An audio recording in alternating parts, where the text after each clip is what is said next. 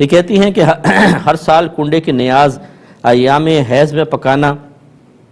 ہر سال ہم کنڈے کی نیاز کرتے ہیں، اسے ایام حیض میں پکانا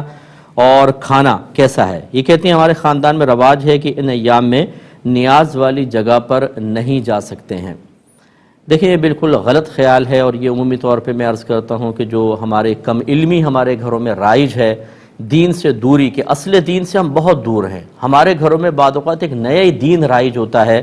اس کو نیا دین میں اس لیے کہہ رہا ہوں کہ اس کی جب آپ شرعی دلیل پوچھیں گے تو کسی کے پاس نہیں ہوتی۔ وہ میری دادی نے کہا تھا، میری نانی نے کہا تھا، میرے چاچا نے کہا تھا، ہمارے تو خاندان میں ایسا ہوتا چلا آیا ہے۔ بھائی آپ کا خاندان کوئی اولیاء کا خاندان تو نہیں ہے، آپ کے خاندان میں کوئی پیدائشی طور پہ سارے مفتیان کرام تو نہیں پیدا ہو گئے تھے، آپ بہت بڑے اسکالر تو نہیں تھے، وہ جاہلوں نے کوئی چیزیں پیدا کر دیں، وہ ہمارے خاندان میں رسم و رواج قائم ہو جاتا ہے اور ہم اس پہ چل رہے ہوتے ہیں، دین کچھ اور کہہ رہا ہوتا ہے۔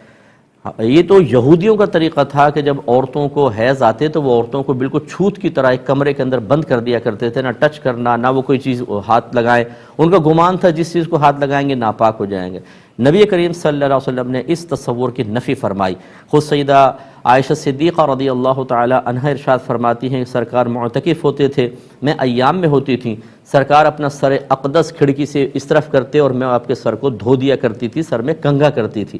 تو یہ اگر معاذ اللہ چھوٹ کے کوئی گندگی لگنے والی ہوتی تو پھر یہ کیا تھا؟ تو خلاصہ کلام یہ ہے کہ یہ بالکل غلط طریقہ ہے، ایام سے کچھ بھی نہیں ہوتا ہے، بہنیں وہاں جا سکتی ہیں، نیاز کھا سکتی ہیں، نیاز پکا سکتی ہیں، شریعت نے کوئی منع نہیں کیا، اس طرح کی بیجا قیودات لگانا بالکل غلط ہوگا۔